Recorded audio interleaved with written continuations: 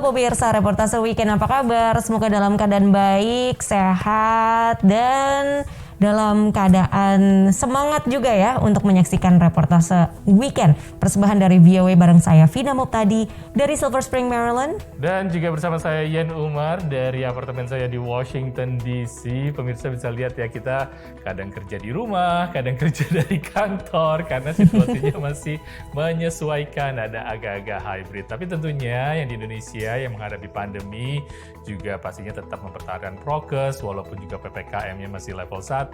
Tapi kita juga dengar ya, ada banyak virus lain yang beredar di dunia nih.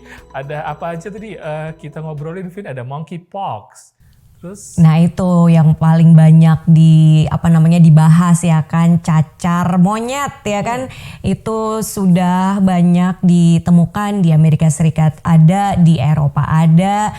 Intinya sih pokoknya kita tetap waspada dan sepertinya nggak ada salahnya juga sih tetap bawa atau pakai masker kemana-mana ya kan, apalagi ke ruangan yang kecil. Kayak misalnya di kantor kita berdua ya, itu tadinya sudah bebas deh mau pakai masker, mau pakai enggak nggak apa-apa. Tapi karena sekarang kasus-kasus COVID juga naik lagi, akhirnya dianjurkan pakai masker lagi, terutama di dalam ruangan yang tertutup. Jadi kayaknya ini udah mulai wajib dibawa kemana-mana. Ya benar sekali, karena harus beradaptasi. Dan yang pastinya untuk virus-virus yang baru seperti tadi ya, kayak monkeypox ataupun juga virus Hendra, ataupun juga tentang hepatitis akut, yang paling penting adalah kita menggali informasi dari sumber yang benar. Jadi jangan meng-create yang namanya stigma ataupun juga stereotype, dan pastinya harus ada informasi yang benar dari misalnya contohnya dari WHO ataupun juga dari Departemen Kesehatan di Indonesia. Oke pemirsa, tentunya Reportase Weekend menyampaikan informasi-informasi menarik bagi Anda semua. Di tengah upaya pemerintah Amerika memfasilitasi peningkatan produksi susu formula bayi berikut distribusinya, para ibu saling membantu mengatasi kelangkaan susu ini. Ada yang membantu lewat media sosial, membelikan dari luar kota, menyumbang kaleng berlebih, atau bahkan melakukan donasi ASI.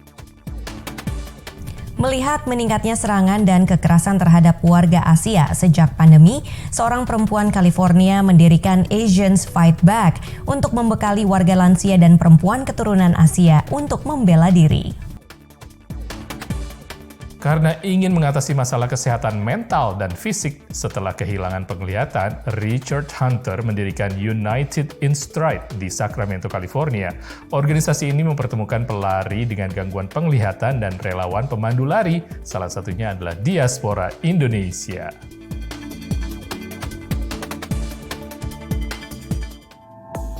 Pemirsa, kita tahu baru-baru ini di Indonesia menghadapi yang namanya kelangkaan minyak goreng. Aduh, kasihan sekali para ibu-ibu harus antri minyak goreng di supermarket dan juga mencari di tempat-tempat lain. Namun, kalau di Amerika suasananya agak berbeda karena ibu-ibu di Amerika saat ini sedang menghadapi yang namanya kelangkaan susu formula untuk bayi. Ini penting sekali ya, sampai di rak-rak supermarket dan juga di apotek kosong.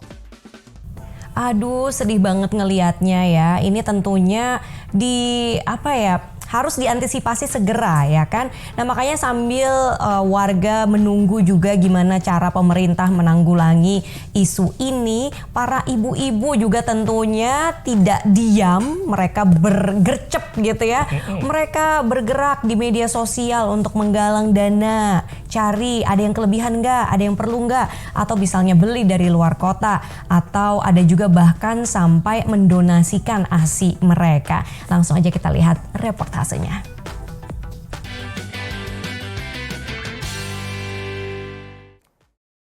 Kelangkaan susu formula untuk bayi meresahkan para ibu di penjuru Amerika Serikat. It is the most, besides the hugs and the love, is the most basic thing that these babies need. Liz sendiri tak membutuhkan susu formula karena anaknya sepenuhnya mengonsumsi ASI. Tapi ia melihat begitu besarnya solidaritas para ibu merespons kebutuhan mereka yang bayinya memerlukan susu formula.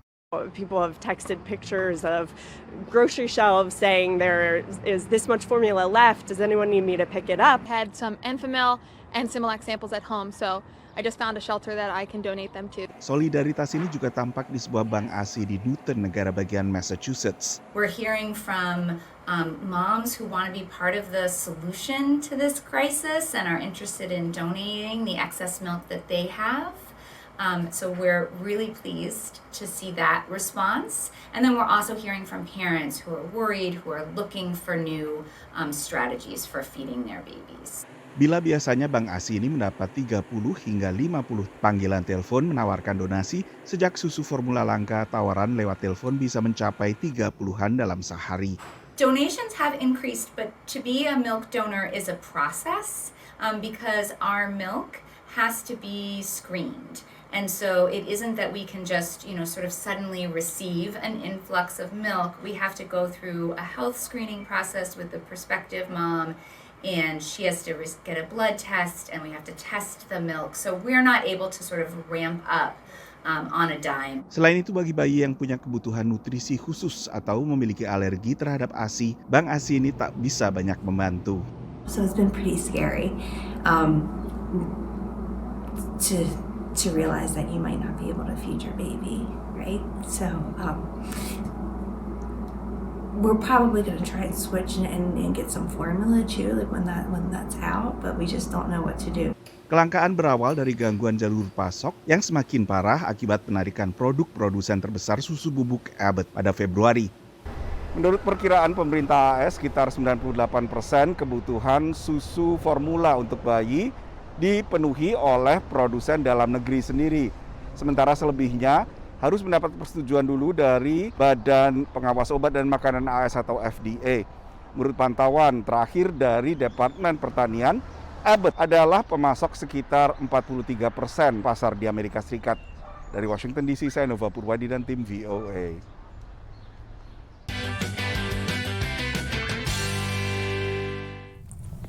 Sampai sekarang ini situasinya juga masih cukup langka ya. Aku ada di grup Facebook ibu-ibu, setiap hari ada aja postingan mengenai susu formula. Sementara pemerintah juga sudah mendatangkan ratusan ribu kaleng dari Eropa dan akan segera mendistribusikannya kepada para ibu yang membutuhkan. Semoga cepat ya. Dan juga upaya lain pemerintah adalah membuka kembali sebuah pabrik susu formula terbesar di Amerika yang sempat ditutup karena ada pelanggaran kesehatan dan dipercepat prosesnya untuk memenuhi standar. Semoga segera teratasi. Oke pemirsa, reportase weekend akan kembali dengan informasi lainnya.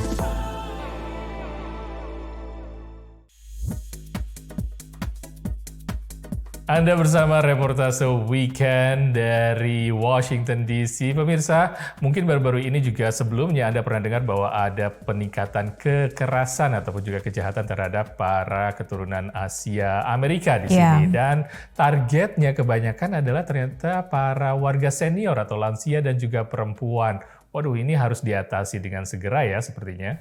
Makanya nih, ada seorang perempuan California yang kemudian mendirikan sebuah gerakan atau organisasi yang namanya Asians Fight Back. Jadi kelompok ini mengajarkan ilmu bela diri kepada misalnya warga lansia gitu ya, terutama perempuan. Dan ternyata yang ngelatih ini kebanyakan juga adalah anak-anak muda. Langsung aja kita lihat reportasenya.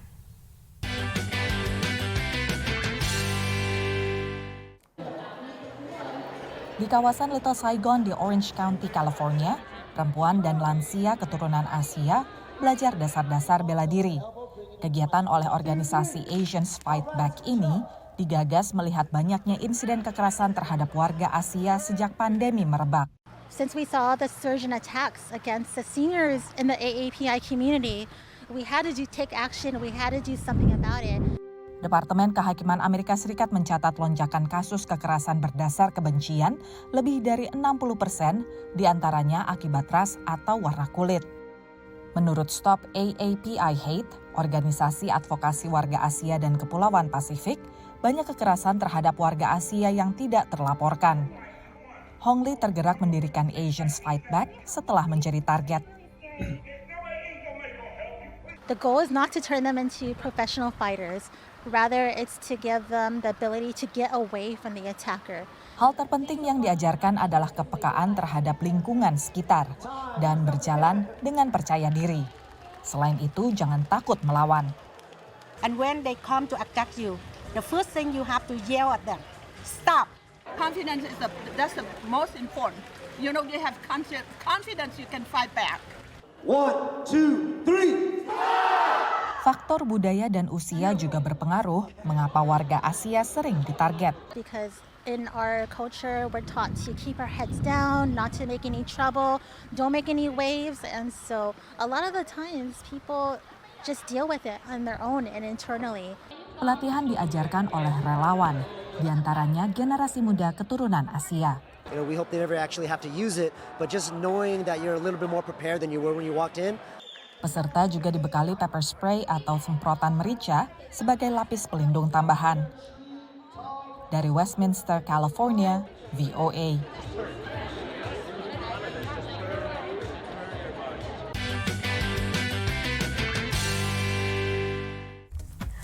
Semangat terus untuk para perempuan dan lansia yang belajar bela diri ya. Orang Asia kan biasanya dikenal dengan budaya santun, sopan santun, ramah, tapi do not underestimate us, oke? Karena kita juga bisa kalau kita dibully, so please.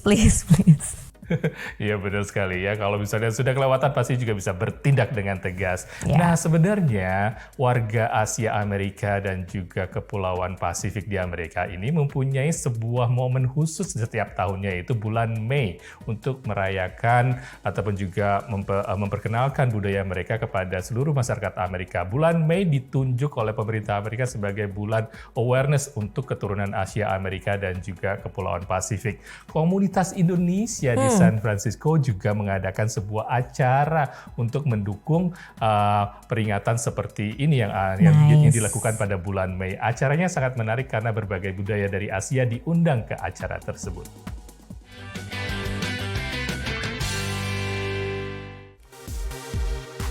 I think they enjoyed it. And we sold out. Jajanan pasar seperti kue lapis dan nastar buatan Jennifer Huang dari Nusa menjadi salah satu primadona Indonesian Bazaar and Art di San Francisco, California. Event ini diadakan untuk merayakan bulan penghormatan warga keturunan Asia dan Kepulauan Pasifik. Seperti dijelaskan penggagas acara Angela Triadi dari Friends of Indonesia. We would love Indonesian food, culture, and landscape to be more popular in the United States, started with the Bay Area, and we would love to introduce people to the wonders of our country. Peringatan yang merayakan sejarah serta kontribusi warga keturunan Asia dan Kepulauan Pasifik di Amerika ini diadakan setiap bulan Mei. Diresmikan tahun 1978 menjadi undang-undang oleh Presiden Jimmy Carter. Claudine Cheng, Presiden AAPI Heritage Foundation San Francisco, mendukung upaya Friends of Indonesia untuk lebih mengenal sesama diaspora Asia dan Kepulauan Pasifik. Ini sejalan dengan tema perayaan di San Francisco, Forging Community Bond atau menempa ikatan komunitas. When we talk about diversity, when we talk about not just in general but within the AAPI community, we are so diverse.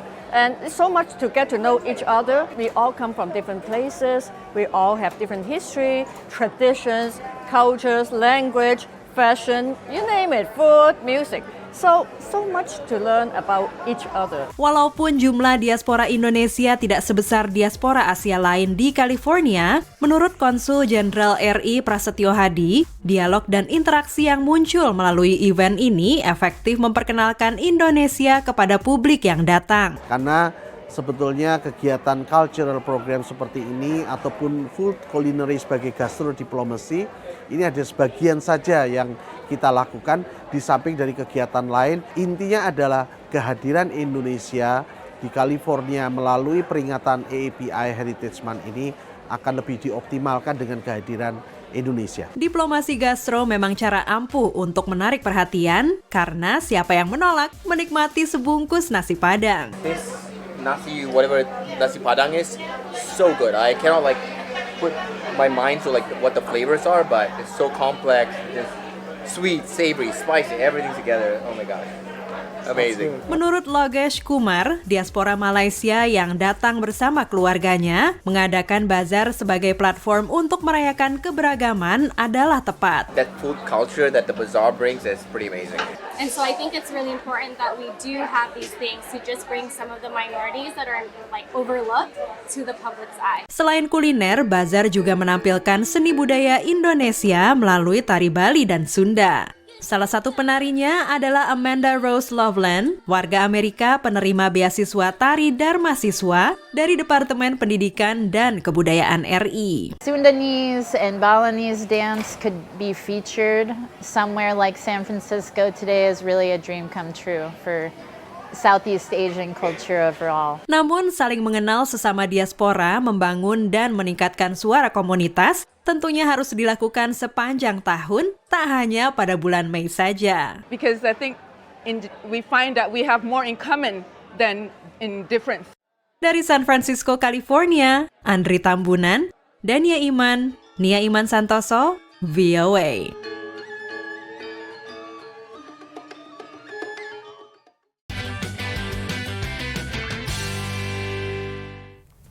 Menurut Biro Sensus Amerika tahun 2020, warga Asia dan juga keturunan dari Pasifik di Amerika Serikat ini jumlahnya mencapai 24 juta. Jadi sekitar 7% lebih dari total populasi di Amerika. Cukup banyak dan juga menurut data dari Pew Research selama satu dekade dari tahun 2000, dua dekade dari tahun 2000 sampai tahun 2019, peningkatannya tuh jumlah untuk Asia Amerika sekitar 81%. Ini cukup tinggi ya kalau dibandingkan dengan keturunan Hispanic yang dengan waktu yang sama mereka peningkatannya sekitar 70%. Jadi ya boleh dibilang kita semakin banyak orang Asia ya di sini, Vin ya. Banyak asik makan banyak makanan Asia ya. Benar sekali. Oke pemirsa, masih banyak liputan lainnya hanya di Reportase Weekend.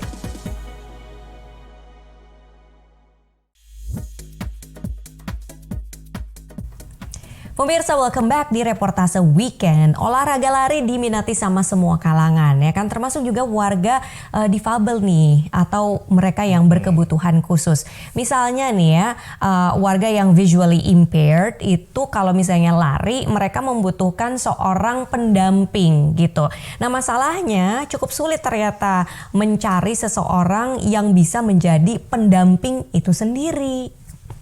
Nah, ini yang dialami oleh seorang warga Amerika, Richard Hunter, yang kayaknya dia menghadapi nggak juga kesehatan fisik ya sebagai tantangan, karena dia juga kehilangan penglihatan, tapi juga kesehatan mental. Dia jadi butuh sekali untuk lari ini. Dia mendirikan sebuah organisasi yang namanya United in Stride, yang menghubungkan antara para pelari yang menghadapi gangguan penglihatan dengan para relawan yang ingin membantu mereka sebagai pemandu lari.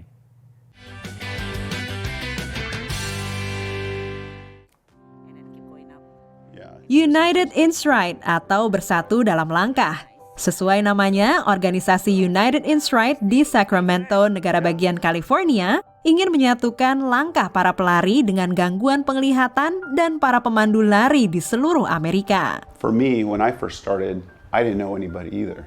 I decided I wanted to lead. I wanted to help people. I wanted to shorten the learning curve. Dan inilah Richard Hunter, pendiri United in Strides.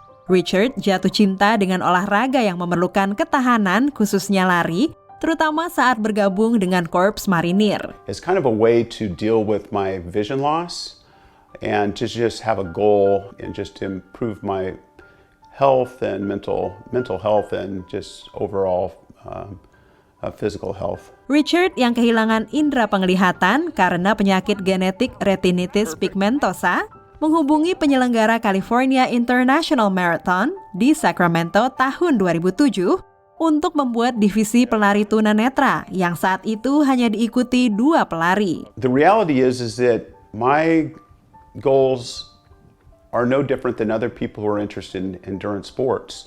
The biggest difference and the biggest obstacle for me is do I have someone who's willing to come alongside my side? I need people to help me so that I can run outdoors. Tambahnya, para penyandang gangguan penglihatan kerap enggan untuk berlari karena tak ingin jadi beban orang lain. Seperti pengalaman Paige Mayer Peter yang mulai kehilangan indera penglihatannya 16 tahun lalu. When I lost my eyesight, I wasn't sure if I was going to be able to continue sports, and I felt like I was losing sports and being an active person in the ways that I enjoy. And the first time I completed a half marathon with low vision, I felt like possibilities were endless. Bagi relawan di United in Stride, mereka juga belajar banyak dari pelari yang dipandunya. Seperti dikatakan Jenny Iskandar, diaspora Indonesia yang menjadi pemandu bagi Richard dan Paige. Jadi saya belajar banyak dari orang-orang ini. Mereka punya drive, mereka punya vision, punya goal itu cukup jelas ya, walaupun mereka buta tapi itu tidak membuat mereka stuck di rumah dan gak bisa berbuat apa-apa. Menurut Richard yang sudah mengikuti 25 maraton, bahkan ultramaraton serta triathlon, kini anggota United in Stride berjumlah 5.000 orang di seluruh Amerika. I'm a big believer in bringing people together in community. And so I believe that when you get blind people together and you get guides together, that it's super empowering, and I would say that it has a rehabilitation effect in terms of your spirit, your health, and just just having a more positive outlook for the future and what's possible. Ia juga menyarankan bagi para penyandang gangguan penglihatan di luar Amerika yang ingin berlari, mulailah dengan mencari teman di kelompok lari setempat, serta berlatih sesuai video panduan yang ada di situs web United in Stride. Dari Sacramento, California, Andri Tambunan, Dania Iman, Nia Iman Santoso, VOA. Create this opportunity. Wah, pekerjaan yang mulia sekali ya yang dilakukan sama para pendamping ini. Pertama, mereka bisa tetap lari, ya kan, menekuni hobinya, tapi juga sekaligus menjadi relawan, membantu orang lain dengan gangguan penglihatan sehingga bisa sama-sama menjalankan hobinya. Ya, sama-sama mencapai sebuah tujuan yang sama ya. Dan organisasi United in Stride ini didirikan pada tahun 2015 hingga saat ini sudah tersebar networknya di seluruh Amerika. Pemirsa, demikian liputan-liputan dan juga reportase dari Reportase Weekend kami. Mudah-mudahan semuanya mendapatkan informasi yang menarik dan juga menjadi inspirasi bagi kita semua. Tapi sayangnya kita harus pamit dulu. Saya Ian Umar dari apartemen saya di Washington DC. Dan saya Fida Mupnadi dari Silver Spring, negara bagian Maryland. Kita akan ketemu lagi di Reportase Weekend mendatang. Sampai jumpa.